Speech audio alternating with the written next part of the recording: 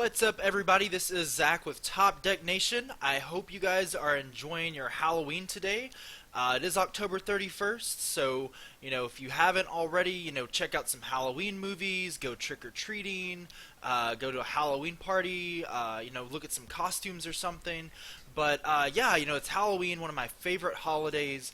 I love dressing up as, just different things and, just getting to walk the streets and getting candy, things like that. So, definitely one of my favorite holidays here. And today I've got something special for you, a treat, if you will. We have a Halloween-themed deck today. So, normally with my deck profiles, we do something along the lines of, some sort of competitive deck in the standard or expanded format. If you haven't seen it already, there is a nice Tyrantrum Metal Giratina deck since it's been doing so well. So, be sure to check that out on my channel. But today we're doing things a little bit differently. Today we're actually going to be doing a Halloween deck. So, a lot of times if you've looked online, you've seen some, special, holiday kind of decks, like I've seen Christmas decks and Easter decks, but today we're doing a Halloween deck. So, lots of, awesome little, like, Halloween themed cards that, focus around this deck here. So let's go ahead and jump into it. So, our Pokemon, let's take a look at this. This is really crazy, actually. A lot of these guys are kind of competitive if you put them in like a different kind of deck. The Joltik, the Lampent, and Pumpkaboo.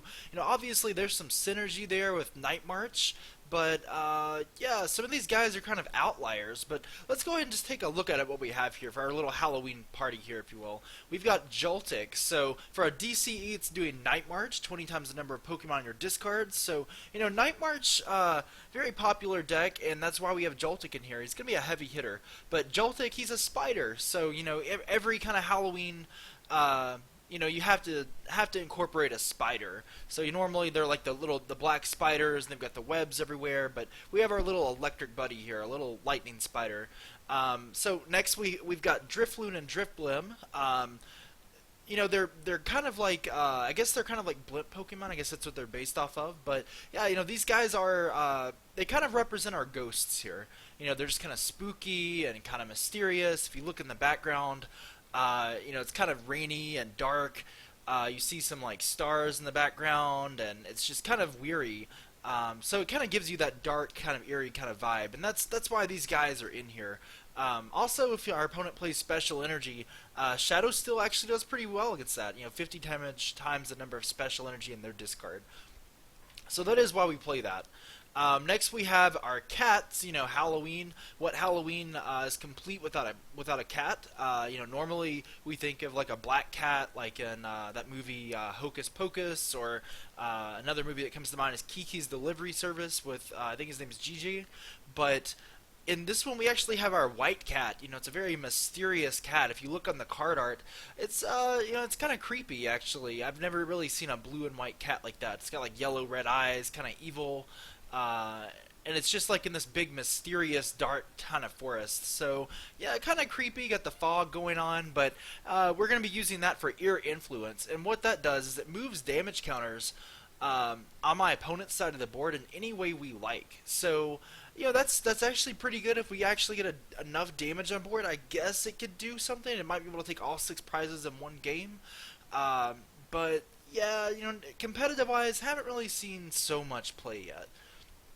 And then, of course, one of our big heavy hitters here is going to be Gengar EX. Also representing our ghosts, our Phasm kind of Pokemon, if you will. But yeah, big. It's got 170 HP, so it's going to be our main attacker. Night Attack does 3 damage counters on one of your opponent's Pokemon. Not bad. With Dimension Valley, it's not really attacking for anything. But Dark Corridor, that's why we like it. Dark Corridor, it's doing 60. It's poisoning the opponent's active, and then you get to switch it to the bench. So hopefully, that way we can kind of win out with the prize exchange and put a little damage on board at the same time. Alright, so like I said, we do have some Night Marchers in here because a lot of the Night Marchers do kind of fit that Halloween theme. We do have Lampent. I don't want to attack with Lampent, obviously, because, Lampent, we don't have the basic Pokemon, the Litwick, in the deck. We just have the Lampent. So, what we're doing is basically putting as many Lampent in the discard, and that should hopefully power up Night March to make it do enough damage to knock out those big heavy hitting Pokemon EX. And going with the Halloween theme, it is kind of like a candle. If you look in the background, it's really spooky. It's kind of like a haunted house. So, I did think it kind of fit here. It could be like a lamp or a torch or something that you're kind of walking around with as you're exploring that haunted house there. Also going with the ghost theme, we have Trevenant and Phanthump. These guys are ghosts, they're certainly ghosts, but they're also kind of like these scary tree Pokemon. If you look in his little like Pokedex entry here, it even says it's the Elder Tree Pokemon, so kind of mysterious. Like I said, it's got a really dark kind of forest vibe going on in the background. We don't really care about the attack because the attack isn't all that great, at least not in this deck. We're really using it for the ability Forest Curse, which basically says as long as it's active, your opponent can't play items. So I don't really know how effective a 1/1 line really is going to be here. It's possible we'll never even use Trevenant, but he certainly has to be invited to this Halloween party we're having. Another guy we have is Pumpkaboo, of course. He's a pumpkin, so you can't have Halloween without a pumpkin. If you haven't checked it out, I do recommend going to Pokemon.com just because there are a lot of cool pumpkin stencil designs on there, so you can kind of make your own jack-o'-lantern that way. But that's exactly what Pumpkaboo is. I mean, look in the Pokédex entry; it's a pumpkin Pokemon, and we're using it for that Night March ability. Something else is if you kind of look at the background, there's a lot of colors and stuff. Kind of looks like candy. Kind of looks like almost like a giant Nerds rope that's kind of just been smashed with a hammer or something. I don't know, but maybe Skittles or something. I don't know, but there's some candy in the background. You get the point. And same can go with Gengar. I see some Skittles and things like that. But yeah, that kind of fits with the Halloween theme, right? At least I hope it does.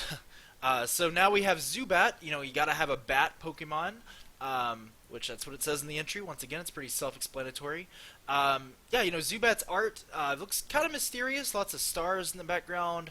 It's kind of dark. Zubat's just kind of flying in the night, so who knows what he's doing. Maybe he's joining up with his Zubat pals and they're going trick-or-treating. I don't know what they're doing. Maybe they're throwing toilet paper on houses for all I know. But we're using Zubat for that free fight ability, so as long as it does not have an energy on it, it's got no retreat cost. So that's not bad. It's just a free retreater that we can use throughout the game there. So that's our Pokemon guys. That's our our Halloween party, if you will, our costume party.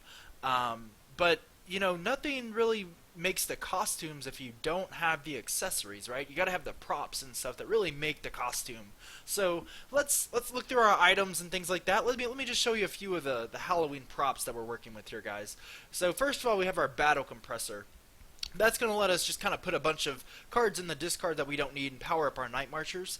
To me, that Battle Compressor looks a lot like a Trick-or-Treating Pell. I mean, if you kind of squint, maybe it's like a black Trick-or-Treating Pell with something on it. I don't know, but I can see it being a Trick-or-Treating Pell for our purposes here. We can put some candy in there from Gengar and Pumpkaboo, so that's what that's for.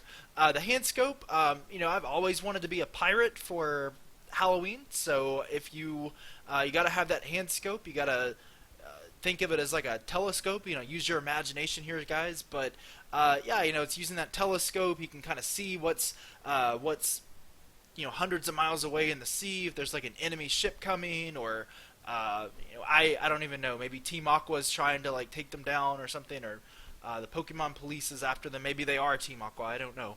But it's a good little prop we have there. Another prop we have is potion. If you're a witch or something like that, you gotta have your potion. You gotta brew your potion in your cauldron and cast some magic spells and stuff. Maybe turn a person into a mouse or a cat or something, or a toad. So that's why we have some potion in there. Going with the theme of zombies. I'm a pretty huge Walking Dead fan myself. We're dealing with revive here, so just think about it as kind of reviving a zombie and having a zombie Pokemon. So if we ever need to use another Night Marcher or something, and all of our Night Marchers are already gone in the discard, we can just kind of revive it back if we need to. Alright, we do have a town map. This is for you trick-or-treaters out there. That town map is going to let us see where all the best houses are with all the candy and all the good stuff. Yeah, hopefully avoid those houses that have like the bobbing for apples and the the cheap candy like the dollar store candy. We want the good stuff. We want the Hershey's and the Snickers and the Three Musketeers. That's what we want, and hopefully that town map is going to get us to the right destination. We do have Ultra Ball. Ultra Ball is great card. Lets us search out any Pokemon. I guess as far as a Halloween theme goes, actually I just kind of thought of this. It kind of looks like candy corn, right? I mean, if you just look at it, it's kind of orange and yellow and white. Got some candy corn in the background. I'd like to think of the Ultra Ball as kind of a Wonder Ball. I don't know if you kids out there are old enough to actually remember what a Wonder Ball was. If not, look it up. But yeah, maybe it has a treat inside for you, like a candy or something like that. So yeah, why not? Why not include Ultra Ball there? All right, so just have a few more items here. We have a Float Stone. Float Stone gives everybody free retreat, so that's pretty cool. Think about floating, maybe like a ghost levitating. It's kind of mysterious, I guess. I mean, I guess you could think of it as like a Halloween vandal, like breaking into somebody's house. I don't know. I probably don't want to recommend doing that ever. Yeah, don't do that, kids. But yeah, that's Floatstone's a good card in this deck. And then we have a giant cape. So if you guys are into the superhero movies, you put that cape on, you become a superhero. That's what that's gonna be. Maybe we can put it on our Gengar and he becomes like a super ghost or something. I don't know. But that's gonna make us super strong. Give us extra 20 HP if we need to. If you're not into the big brawny stuff, maybe you want something a little more, classy or princessy or something. We do have the healing scarf there. The colors, you just kind of put it on. Maybe you want to be Elsa from Frozen for Halloween or something. I don't know. Maybe a Disney princess or something. But yeah, there you go. Or maybe you just want to put them both on. I don't know. That's perfectly fine too. We do have a life due for our A spec. Played it for a couple reasons. One reason is that it's going to let us have hopefully a little more of an advantage in this game. If you haven't noticed, our deck isn't really all that competitive, so hopefully that'll help here. And then of course the life dew. Think of it being as like a potion or a magical elixir of life. You can see it even kind of, riffling right there. Just kind of sparkling. So that's going to give us extra life in the deck and hopefully give us the magic and power we need to kind of succeed here. And then, the last one we have is a muscle band. For you guys that want to be like, maybe like a wrestler or a karate kid, Ralph Macchio or something, or, whatever, a Power Ranger. Muscle band's there. It lets you do more damage. It's going to make you strong. You can put it on your head. You can put it on your band, or on your arms or legs or whatever. So, yeah, it's going to make you nice and strong there. Alright, so, as far as supporters go, it's Halloween, so what happens during Halloween? Trick-or-treating, of course, right? So, going with that theme of trick-or-treating, we have lots of Pokemon, lots of kids from the Pokemon show and the Pokemon video games. We've got Tierno here. Looks like he's got Vanillite. He's ready to go. He's ready to go trick-or-treating there. He's got, the Vanillite on his shirt, so he's ready for some sweet treats. Looks like he's kind of just taking a break right now. I don't know what he's looking at. Maybe somebody's got some candy. I don't know. But he's going to let you draw 3 cards. We've got teammates. Looks like they're just a couple of, friends from like school or something. They're just going trick-or-treating or something. They're getting some candy, walking in like a meadow. So yeah, there's a couple kids there for you. There's Shauna. If you're familiar with the anime, I think Shauna's in the anime. It looks like she's pretty stoked for trick-or-treating. She's pretty excited.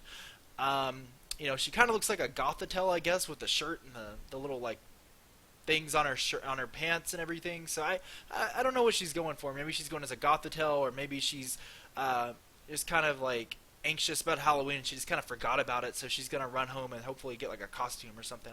I don't know. And then let's see, is there anybody else left? There's Bianca. Bianca's a little older, but she's into the Halloween spirit. There's a house in the background, so she's ready to like trick or treat at her house and hopefully get some candy. Her neighbor's house, I mean. You can see that big green pail right there. She has that little satchel. It's full of candies, full of goodies. Let's see some Twizzlers in there maybe. And then lastly, we've got Pokemon Fan Club. There's a couple parents. Looks like they're not really dressed up, but they're taking their kid out on his first Halloween, his first trick-or-treating adventure. He's dressed up as a Pancham. They've got lots of Pancham stuff, so it must be like his favorite Pokemon.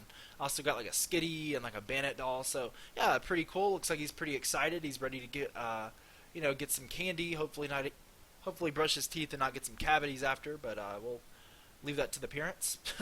And then, of course, we got to have some parents there too. Not just the fan club, but we also have Professor Juniper. She looks like she's ready to, give you some candy, give you some goodies. So just go to her house and hopefully, get some candy there. You got N. N looks like he's at like a carnival, maybe like a Halloween festival. So he's gonna give you the good stuff. He's gonna give you the candy. He's got his little candy bag and his little like cube, so he's gonna give you that. And yeah, it looks like he's just pretty excited for Halloween. You got that green hair going on, so yeah, it looks like he's certainly in the Halloween spirit there. We have the Hex Maniac. Okay, so Hex Maniac, it shuts off your opponent's ability, so definitely going to come in handy here. I don't know if I want Hex Maniac as my mom personally. She looks kind of creepy, I guess, kind of weirded out. I don't know what she is. I don't know what she's trying to do there. Maybe she's trying to reenact like Hocus Pocus or something, or cast the spell. I don't know. It looks like she might be in like a graveyard or something going on. It looks like they're almost like tombs in the background, but yeah, we'll just kind of pass over that. It's kind of creepy. All right, so then we have Getsus. So Getsus, I mean, maybe you can think of him as taking In out to Halloween, since Getsus is In's dad. I don't think that's the case. I think In's happy on his own. He's just at the carnival. Getsus, not so much. He's kind of like planning world domination. He's kind of secluded. So maybe he's like our vampire here. I mean, look at him. He's got the pale skin. He's got like a red like eye. He's got the green pale hair. The big black cape. It's kind of creepy. He's got like some kind of weird cane or something. I don't know what that is. Then he's just kind of like spying on people. So maybe he's trying to like find his next victim or something. He's kind of in this dark room with all these TVs. So he's kind of creepy there too. But you never know. Getsus might help us out against a lot of decks that play a lot of items there. So I think that's pretty much it. We do play Dimension Valley, of course, as our stadium. You might as well just think of it as like Skittles Valley or something like that, or yeah, I guess Skittles Valley or Nerds Rope Valley, Wonka Valley, if you will. I don't know. But there's lots of candy there. I don't recommend trick-or-treating there because it looks like it's in some kind of weird, like, spiral, like, alternate universe where the land masses are just kind of out of control. So, and I don't really see any houses there anyway. But, yeah, there's lots of candy and stuff. So you get the picture. And then lastly, for our energy, we do have some psychic energy to power up our guys. We have mystery energy. We don't really get to see that often, but Halloween, there's often a lot of mystery it's associated with that holiday, so that's why we're playing that. And then we, of course, play double colorless because that works with pretty much all of our Pokemon here.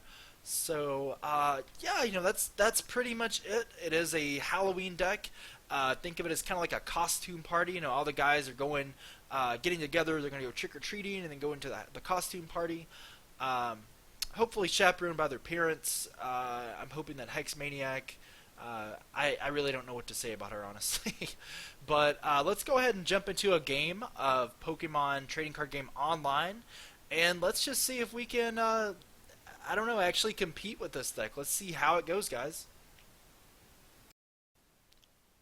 Alright guys, looks like we're going against Davro, so let's go ahead and flip. Looks like we're going to go ahead and choose to go first. Pretty important, so we should be okay here. Looks like we have a Pumpkaboo. We can play our hand down somewhat, but my opponent's hand is kind of scaring me here. I'm seeing some lasers, some bats, some super scoop ups, so it could be one of those Seismitoad Crobat decks we've seen before. So I don't know how we're going to pull out of this one, guys, but we'll see what happens. So I'm not going to drop down Shaman for obvious reasons. Yeah, I didn't really mention it, but Shaman's not really a Halloween movie, or a Halloween character, I should say.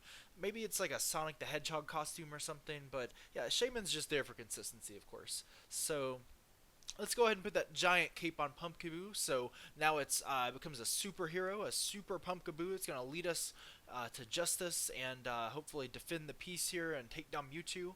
I'm going to go ahead and Battle Compress. Really just looking for Lampents. That's really going to power through that Night March attack. I'm just kind of searching through to see what else is in there. So that's going to help us out. And so we're just kind of filling our trick or treat pile, if you will. Let's go ahead and put that life dew on something else just so we can kind of thin our hand down and draw more cards with Shaman setup. I'm going to put it on Pumpkaboo. It makes more sense just because I'll probably be attacking with it. And wow, we actually got a pretty decent hand here. Um, even though we only play a handful of supporters and things like that, this isn't terrible. I can play Ultra Ball, could get a Shaman and draw more cards, but honestly, I think I'm going to get a Gengar because we need to get our big heavy hitter out there. And then I'm just going to play an N because I don't really know if I need that Joltik.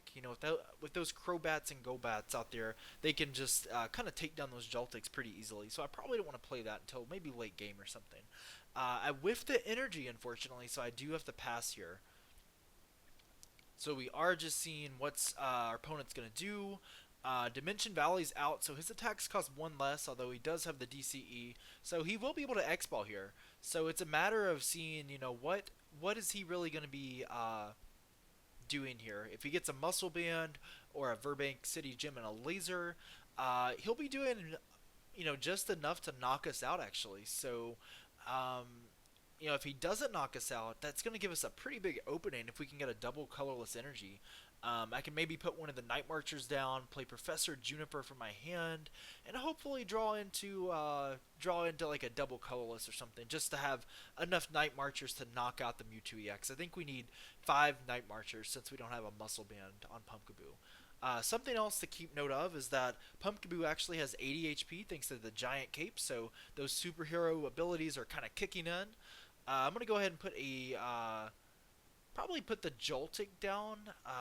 The other guys, I don't really think I don't think I have to use them. Um, yeah, Pumpkaboo does have more HP, so it would make more sense. So if I do get Quaking Punched, I could probably survive a hit. The Healing Scarf, it's just going to heal 20 whenever I put an energy on it. So I'm just kind of deciding, what should I put that on? Should I put it on the Pumpkaboo? Should I put it on the Esper? I'm just going to put it on Gengar, so that way if he does kind of Lysander it up and damage it, I can put an energy on it and start healing it. So I play Professor Juniper, and oh my gosh, I whiffed the double colorless energy. So this is really bad, actually, because I can't actually knock out Mewtwo. The sad thing is that I have enough energy to knock out Mewtwo, but I cannot knock out Mewtwo. So this is really bad, actually. And I'm just trying to figure out what should I do here. Should I just kind of sacrifice Pumpkaboo? Basically make it like a sacrificial pumpkin or something, if you will, like a jack-o'-lantern. I think that's what I'm gonna do. I think he's gonna be my jack-o'-lantern here, and it's gonna go down. I'm powering up my Skittles Ghost on the bench, my Gengar. He's eating his Skittles. He's getting that sugar rush. He's ready to go. He's ready to fight. And the other guys, yeah, not so much. Shaman's probably never really gonna be attacking. Esper, I definitely don't think he's going to be attacking this game. My opponent ends. That's actually going to help me a lot. I see a super scoop up, and it's a heads. So, oh my gosh, he's going to scoop up Mewtwo, and we're going to see a Quaking Punch. And what that means is that we're going to be item locked. We're not going to be able to play any items from our deck next turn. So that's going to be crazy because we play a lot of items. We play our superhero accessories and our costume props and stuff. So, we're going to have to figure out a way around this. So I'm going to go ahead and promote Gengar, and we're going to go ahead and hopefully get an attack on Seismitoad to pressure it. But guys, it's certainly not looking good here. I can attach energy and do stuff, but he certainly has an advantage. He's got a bunch of bats out. He's plenty set up. He's got a couple Mewtwo. The Quaking Punch is item locking me. What are we going to do? I was able to Tierno. I was able to let Tierno go trick-or-treating and take some of his spoils, some of his candy. I'd go into Gengar and use Dark Corridor, so I'm just hiding in that Dark Corridor there and hoping that Seismitoad doesn't find me, I guess. The great thing about Life Dew is that Pumpkaboo will not be giving a prize to my opponent, so I think there's 70 energy on him, on his Seismitoad, so slowly but surely we can just kind of wear him out and hopefully take a couple prizes along the way. But it is going to be a tough fight, guys. His deck has the consistency, it has the speed, it's got the tricks and treats, it's got the super scoop ups going on, the muscle band, so it's definitely like a karate toad or something. But hopefully we can win. We're looks like we're going against like a battle toad deck. Maybe that's what Seismitoad is dressed up as this year. I don't know. Um, but looks like he's probably going to go for a quaking punch, and I think he should get the knockout here. But thankfully, he won't be taking a prize.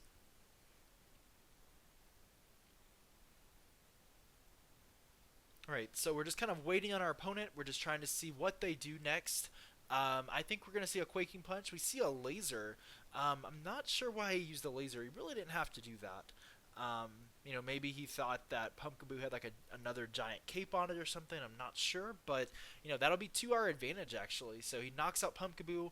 Obviously, we're going to promote Gengar so we can put more damage on the board. He does suffer 10 damage from poison between turns. All right, so I can put down Dimension Valley. That's going to make sure I don't have to pay more energy to attack. And I play the Vampire. I play the Getsus, and he doesn't have any items in his hand. So, it's kind of a double-edged sword here, guys. He doesn't have anything in his hand except a Crobat and Energy, but Getsus didn't get us anything this turn. So that kind of sucks, honestly. Our Halloween experience isn't all that great right now. We haven't really gotten the good candy quite yet. We've just hit those houses that just have the bobbing for apples and maybe the stale candy that people were serving last year and they just kept it. I don't know, but we are going to see another quaking punch here. That Seismitoad is actually taking a lot of damage here, guys. I don't want to see him play a super scoop up because that could really hurt us. We're just kind of surviving by the skin of our teeth. And he drops a Golbat and he uses that ability, the Sneaky Bite, and he's going to put 20 on Gengar, and we may see another 30 put somewhere also with Crobat. Where is that 30 going to go? Is it going to go on Gengar?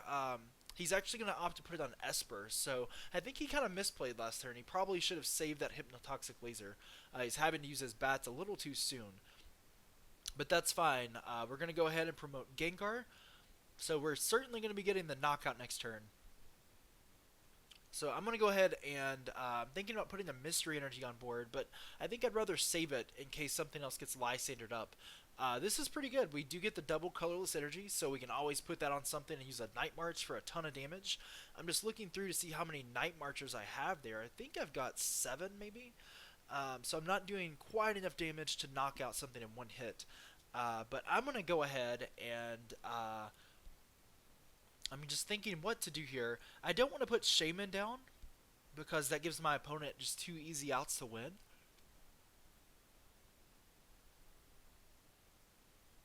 But I think what I'll do is I'll use Dark Corridor, I'll get the knockout, take 2 prizes, and then I'll bring up Fan Thump. So that way, he still hasn't knocked out any of my main attackers. I have to conserve Pumpkaboo and Gengar, in other words. So Seismitoad's going down. The Battletoad is gone down. We just beat the game. We beat the last level of that game. So Battletoad's going down. We take our 2 prizes there. So our opponent's thinking about what his next move should be. What is he gonna do here? Is he gonna promote a Crobat and maybe try to attack that way? Something to keep in mind is that Crobat can actually attack for free with Dimension Valley. So I don't know if my opponent realizes that. I don't know if he realizes that pretty much all of his Pokemon can attack for 1 less, but yeah, they certainly can. They are a psychic type. So I'm just kind of looking through the discard, just kind of seeing what kind of Night Marchers, how many we have in the discard. Because honestly, I'm just kind of planning ahead. I think that's how we're going to have to win this game. If we keep using Dark Corridor and taking 2 or 3 hits just to, 2 or 3 turns to knock out a Pokemon, I don't think that's going to work. I think our opponent will simply just kind of Lysander something up and start X-balling for heavy damage. So here we go. We see a super scoop up, and it's a Tails. So that is definitely going to be to our advantage. I don't want to see more bats just kind of scooped up and put down because that's the difference between getting a knockout and them being short 20 or 30 damage. But Mewtwo will go for the X-Ball. I know I have enough Night Marchers now. I think I've got it 6 or 7. I think 7 now. So I'm going to go ahead and promote Gengar. But he does have free retreat thanks to the Mystery Energy. Oh, it looks like I promoted Pumpkaboo, but I could have put Gengar. It didn't really matter. I'm gonna play the hand scope, so I'm using my pirate prop here. I'm trying to see what my opponent has. He looks like he's kind of drawing dead. He just doesn't really have much. He kind of burned through too many resources. So let's use this to my advantage. I can attach the Pumpkaboo, get another knockout. But more importantly, I'm gonna play down the Hex Maniac, and that way it shuts off all of my opponent's abilities next turn. So they can't use another Shaman to set up. They can't use any of the sneaky bites.